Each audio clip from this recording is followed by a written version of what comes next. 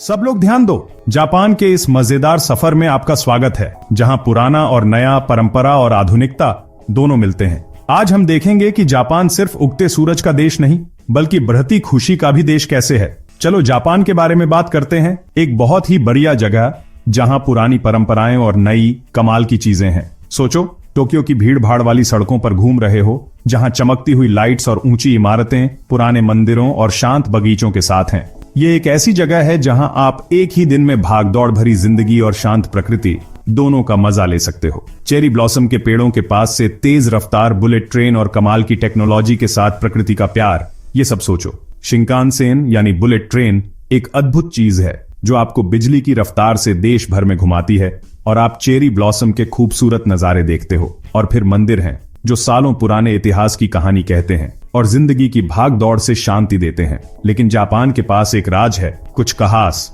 खुश रहने का एक अनोखा तरीका। ये सिर्फ सुंदर नजारों या नई टेक्नोलॉजी के बारे में नहीं है, ये जिंदगी जीने के उस तरीके के बारे में है जो मन की शांति और संतोष को जरूरी समझता है। एक शांत जापानी बगीचे में टहलने के बारे में सोचो, जहां पेड़ पौधे, तालाब और पुल हैं। यह आपको प्रकृति और खुद के करीब लाने के लिए बनाया गया है। आजकल की दुनिया में जहां हर कोई चीजों और दूसरों की परवाह करता है, जापान हमें एक अलग रास्ता दिखाता है। जापानी घरों में सादा जीवन जीने का तरीका फालतू चीजें हटाकर जरूरी चीजों पर ध्यान देने के बारे में है। ये एक ऐसी जगह बनाने के बारे में है जहां खुशी और शांति मिले। और फिर खाना है सिर्फ खाना नहीं, एक अनुभव। परिवार और दोस्तों के साथ जापानी खाना खाना मिलकर खुश होने का एक तरीका है। ये जिंदगी को आसान रखने, छोटी छोटी चीजों का मजा लेने और मन की शांति पाने के बारे में है। ध्यान लगाना जापानी संस्कृति का एक बड़ा हिस्सा है, चाहे वो ध्यान के जरिए हो, चाय पीने के जरिए हो, या फिर बस आसपास की खूबसूरती देखकर। ये सब इस पल में जीने के बारे में है। जैसे जापानी चाय पीने का तरीका एक खूबसूरत रस्म है जो ध्यान और छोटी छोटी खुशियों की कद्र करना सिखाती है। जापान में जिंदगी हमेशा आसान नहीं होती, लेकिन मुश्किल समय से बाहर निकलकर हर चीज में अच्छाई देखने में वो लोग माहिर हैं। जापानी लोगों की हिम्मत वाकई काबिले तारीफ है। चाहे प्राकृतिक आपदा के बाद घर बनाना हो या रोज की मुश्किलों का सामना करना हो, उनमें हर हाल में खुशी ढूंढने की अद्भुत क्षमता है। ये उनकी ताकत और कभी न हार मानने वाली भावना को दिखाता है। ये वीडियो जापानी तरीके से खुशहाल जिंदगी जीने के बारे में है। हम उन विचारों और तरीकों पर ध्यान देंगे जिनसे जापानी लोग तंदुरुस्त और खुश रहते हैं। अपनी डायरी लिखने से लेकर योग और ताई ची करने तक, ये सब शांति और संतोष पाने में मदद करते हैं। हम वाबी साबी, अपूर्ण चीजों को पसंद करना जैसे विचारों को देखेंगे। वाबी साबी एक अच्छा विचार है जो हमें अपूर्णता में खूबसूरती देखना सिखाता है। ये टूटी फूटी चीजों में भी खूबसूरती देखने के बारे में है, ये समझते हुए कि यही उसकी कहानी है। किंत्सुगी, जहां टूटे हुए बर्तन को सोने से जोड़ा जाता है, इस विचार का सबसे अच्छा उदाहरण है। यह हमें दिखाता है कि टूटी हुई चीज और भी खूबसूरत हो सकती है।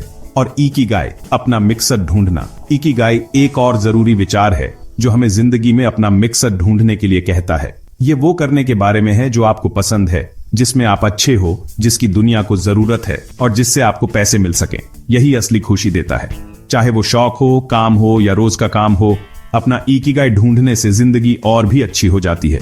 सीखने के लिए तैयार हो जाओ कि कैसे खुद बनकर, छोटी छोटी चीजों का मजा लेकर और इस पल में जीकर आप बहुत खुश रह सकते हो। चलो शुरू करते हैं। तो हमारे साथ आओ और जापानी संस्कृति के इन अच्छे पहलुओं को जानो और देखो कि कैसे ये हमें खुशहाल जिंदगी जीना सिखा सकते हैं। चाहे ध्यान के जरिए हो, मुश्किलों का सामना करके हो, या अपूर्णता में खूबसूरती देखकर हो, जापान से हम बहुत कुछ सीख सकते हैं। चलो इस सफर पर निकलते हैं और खुशहाल जिंदगी के राज खोजते हैं। जापानी खुशी इस बात को मानने में है कि जिंदगी बदलती रहती है और हमेशा परफेक्ट नहीं होती।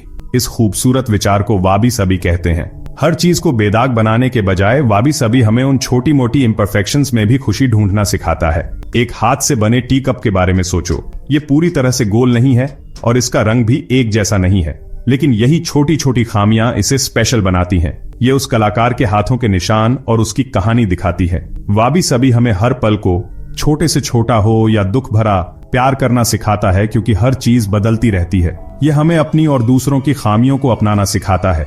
वाबी साबी हमें रोज की जिंदगी में खुशी ढूंढना सिखाता है। हम अक्सर ये सोचते रहते हैं कि लोग क्या सोचेंगे। दूसरों से एक्सेप्टेंस पाना कॉमन है। बचपन से ही हमें सिखाया जाता है कि सबके साथ घुलो मिलो, पसंद किए जाओ और झगड़े से दूर रहो। लेकिन कभी कभी लोगों को खुश करने के चक्कर में हम खुद को भूल जाते हैं, अपने असली विचार और फीलिंग्स छुपा लेते हैं। हम सब चाहते हैं कि सब हमें पसंद करें, चाहे इसके लिए हमें अपनी असली पर्सनैलिटी छुपानी पड़े। ये बहुत टायरिंग होता है और आखिर में हमें खुशी भी नहीं मिलती। सोचो, अगर आप हमेशा वो बनने की कोशिश करो जो आप हो ही नहीं, सिर्फ इसलिए कि लोग आपको पसंद करें, तो कैसा लगेगा? ये किसी पिंजरे में बंद होने जैसा है जहां सोशल एक्सपेक्टेशंस और रिजेक्शन का डर आपको बांधे रखता है। लेकिन अगर हम इस पिंजरे से आजाद हो जाएं तो क्या हो अगर असली खुशी खुद को एक्सेप्ट करने में हो, चाहे कुछ लोग इसे पसंद न करें? क्या हो अगर असली सेटिस्फैक्शन खुद के रियल होने में हो, चाहे दुनिया कुछ भी कहे? ये थोड़ा अजीब लग सकता है, लेकिन ये आइडिया कई फिलॉसफीज और टीचिंग्स में है। ये नापसंद किए जाने के डर से आजाद होने के बारे में है, अपने बिलीफ्स पर डटे रहने और जेन्युइनली जीने के बारे में है। यही the courage to be disliked किताब का मेन आइडिया है। इचिरो किशिमी और फ्यूमिटेक कोगा ने इसे लिखा है। ये किताब एडलेरियन साइकोलॉजी के प्रिंसिपल्स बताती है, जो सेल्फ एक्सेप्टेंस और खुद के प्रति ट्रू रहने पर जोर देती है। ये कहती है कि खुश रहने के लिए जरूरी नहीं कि सब आपको पसंद करें।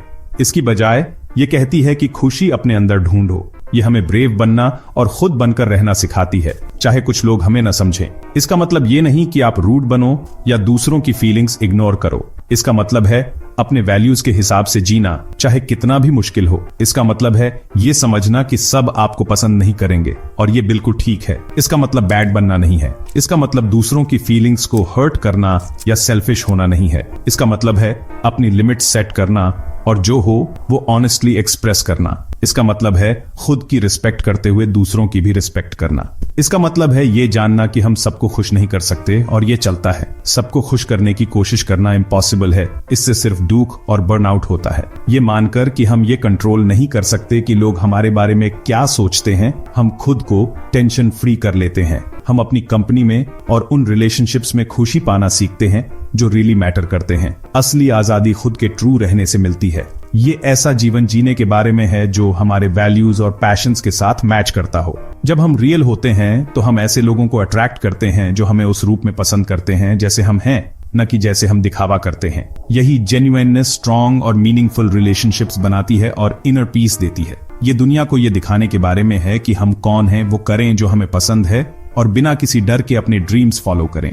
ये अपनी यूनिक क्वालिटीज और टैलेंट्स को एक्सेप्ट करके उन्हें दुनिया के साथ शेयर करने के बारे में है। जब हम ऐसा करते हैं तो हम दूसरों को भी इंस्पायर करते हैं, जिससे सब जगह रियलिटी और करेज फैलता है। और अच्छे दोस्त वो होते हैं जो हमारी रिस्पेक्ट करते हैं। सच्चे दोस्त वो होते हैं जो हमें एक्सेप्ट करते हैं जैसे हम हैं, हमारी कमियों के साथ। वो हमारी सेल्फ डिस्कवरी जर्नी में हमारा सपोर्ट करते हैं।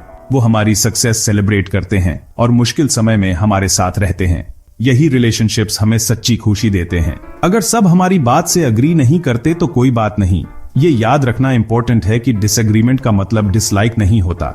लोग अलग अलग ओपिनियंस रख सकते हैं और फिर भी एक दूसरे की रिस्पेक्ट कर सकते हैं। ऐसा सोचकर हम ज्यादा इजीली और कॉन्फिडेंटली लोगों से इंटरैक्ट कर सकते हैं। खुद बनकर रहने से असली खुशी मिलती है। ये सेल्फ डिस्कवरी और एक्सेप्टेंस की जर्नी है जिसके लिए करेज और स्ट्रेंथ चाहिए, लेकिन इसका रिजल्ट बहुत अच्छा होता है। रियल लाइफ, मीनिंगफुल रिलेशनशिप्स और डीप इनर पीस। तो चलो नापसंद किए जाने के डर से आजाद होते हैं और खुद के ट्रू रहने की आजादी पाते हैं। सोचो आप सुबह खुशी से उठ रहे हो, ये जानते हुए कि आपकी जिंदगी का मतलब है और आप कुछ अलग कर रहे हो। एक शांत जापानी गांव में सूरज उग रहा है। सुनहरी रोशनी चारों तरफ फैल रही है। आप स्ट्रेचिंग करते हो, पर्दे खोलते हो और आपको लगता है कि आपका एक मकसद है। यही इकिगाई का मतलब है, एक ऐसा शब्द जो जापानी संस्कृति में बहुत इंपॉर्टेंट है और जिसका मतलब होता है जीने की वजह। ये जिंदा होने का एहसास है, हर सुबह उठने की वजह है और ये जानना है कि आप जो कर रहे हो वो मायने रखता है। यही है इकिगाई, आपके होने का कारण। ये एक खूबसूरत, लगभग कविता जैसा विचार है जो आपके पैशन, मिशन, काम और प्रोफेशन को जोड़ता है। सोचो एक जापानी फिलोसोफर एक शांत बगीचे में बैठा है और जिंदगी के बारे में सोच रहा है, या एक कारीगर मुस्कुरा रहा है क्योंकि वो अपने काम में मग्न है। ये तस्वीरें इकिगाई का असली मतलब दिखाती हैं, जहां हर काम में खुशी और मकसद होता है। इकिगाई का मतलब ये नहीं है कि आपके पास कोई बड़ी या जरूरी नौकरी हो। ये शोहरत या पैसों के बारे में नहीं है। ये छोटी छोटी रोजमर्रा की चीजों में खुशी ढूंढने के बारे में है। चाहे आप शहर में ऑफिस में काम करते हो, खेत में किसानी करते हो या अपनी दुकान खोलते हो, इकिगाई का मतलब है आप जो भी करते हैं उसमें संतुष्टि पाना। ये उन चीजों को ढूंढने के बारे में है जो आपको पसंद है, जिनमें आप अच्छे हैं और जो आपको खुशी देती हैं। सोचो एक जापानी कलाकार पेंटिंग कर रहा है और उसमें खोया हुआ है। एक शेफ बड़े ध्यान से सुशी बना रहा है, या एक चाय मास्टर चाय समारोह कर रहा है। ये सब इकिगाई के उदाहरण हैं, जहां पैशन और हुनर मिलकर कुछ खूबसूरत बनाते हैं और वो चीजें जो दूसरों की मदद करती हैं। इकिगाई दूसरों की भलाई के लिए काम करने के बारे में भी है। एक नर्स मरीज की देखभाल कर रही है, एक वॉलंटियर पेड़ लगा रहा है, या एक टीचर अपने स्टूडेंट्स को पढ़ा रहा है। ये सब इकिगाई का हिस्सा है, क्योंकि ये हमें समाज से जोड़ते हैं और हमारी जिंदगी को और भी मतलब देते हैं। ये उस चीज का सही मेल ढूंढने जैसा है जो आपको पसंद है, जिसमें आप माहिर हैं, जिसकी दुनिया को जरूरत है और जिससे आप पैसे कमा सकते हैं। यही आइकिगाई का असली मतलब है। मार्शल आर्ट्स करते हुए लोग, बाजा बजाते हुए संगीतकार, या साथ में खाना खाता हुआ परिवार, ये सब इकिगाई दिखाते हैं और जिससे आप पैसे कमा सकते हैं। इकिगाई सिर्फ खुशी के बारे में नहीं है, ये जिंदगी की जरूरतों के बारे में भी है। चाहे आप मीटिंग में बिजनेसमैन हो, मार्केट में सामान बेचने वाले हों, या घर से काम करने वाले फ्रीलांसर हों, पसंद का काम करके पैसे कमाना आइकिगाई का एक जरूरी हिस्सा है। हो सकता है आपका आइकिगाई क्रिएटिव होना हो, अच्छे दोस्त बनाना हो, या अपने समाज की मदद करना हो। ये कुछ भी हो सकता है जो आपको खुशी दे। साथ में हंसते हुए दोस्त, सामुदायिक कार्यक्रम, या किसी चैरिटी में मदद करते हुए लोग, ये सब इकिगाई के उदाहरण हैं, जहां खुशी और समाज सेवा मिलते हैं। जरूरी बात यह है कि आपको वो चीज ढूंढनी है जो आपको एक्साइटेड करे, आपकी स्किल्स का इस्तेमाल करे और दुनिया को थोड़ा बेहतर बनाए। चाहे आप एथलीट हों जो ट्रेनिंग कर रहा है, कुम्हार हों जो मिट्टी के बर्तन बना रहा है, या डांसर हों जो नाच रहा है, इकिगाई का मतलब है अपनी एनर्जी और स्किल्स को किसी अच्छे काम में लगाना और दुनिया को थोड़ा बेहतर बनाता है। इकिगाई सिर्फ अपनी खुशी के बारे में नहीं है, ये दूसरों पर अच्छा असर डालने के बारे में भी है। सोचो, एक एनवायरमेंटलिस्ट पेड़ लगा रहा है, एक आर्टिस्ट क्लास ले रहा है, या एक मेडिकल वर्कर लोगों की मदद कर रहा है। ये काम न सिर्फ उन्हें खुशी देते हैं बल्कि समाज के लिए भी अच्छे हैं। अपना आइकिगाई ढूंढने से आपको जिंदगी का मकसद मिलता है और आप खुश रहते हैं। इससे आपको जिंदगी में उत्साह मिलता है और आपको लगता है कि आप किसी बड़ी चीज से जुड़े हैं। प्रकृति में ध्यान लगाता हुआ कोई व्यक्ति, त्योहार मनाता हुआ परिवार, या अपना लक्ष्य पूरा करता हुआ स्टूडेंट। खुशी और रिश्तों के ये पल इकिगाई का असली मतलब है। इससे आपको जिंदगी में उत्साह मिलता है और आपको लगता है कि आप किसी बड़ी चीज से जुड़े हैं। अपना इकिगाई ढूंढना एक सफर है जो आपको अपने असली रूप और दुनिया में अपनी जगह समझने में मदद करता है।